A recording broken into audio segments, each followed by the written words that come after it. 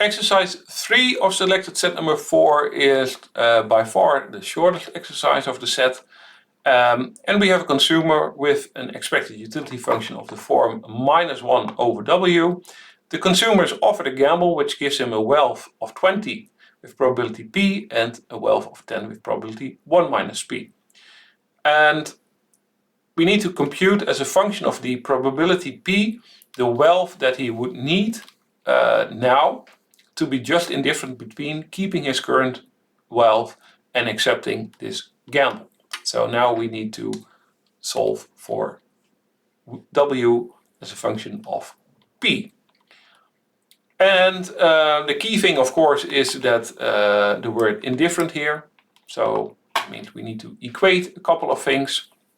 And what we want to equate and solve is if I keep my current wealth, then my utility will be the negative of -1 divided by my current wealth.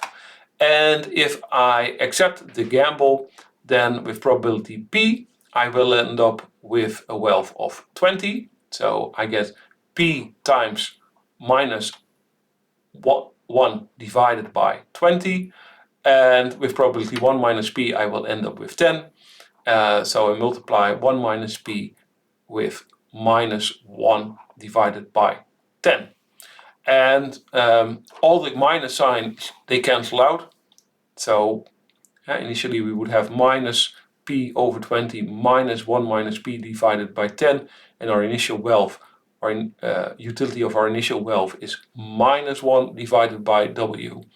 But all the minus signs, they cancel out and we get this expression over here. Now we need to solve for W. So we need to do some manipulations. Actually, it's only one manipulation, which is that we multiply the left-hand side of the equation and the right-hand side by 200. So on the right-hand side, we get 200 over W. And on the left-hand side, we get 200 divided by 20 is 10 times P. And 200 divided by 10 is equal to 20 times 1 minus P. Now we can simplify this and we arrive at the following expression that W is equal to 20 over 2 minus P. And does it make sense? Sure. If the probability P, for example, would be 1, so the gamble would give us a wealth of 20 with probability 1, then our initial wealth also needs to be equal to 20 in order to make us indifferent between accepting the gamble or not. And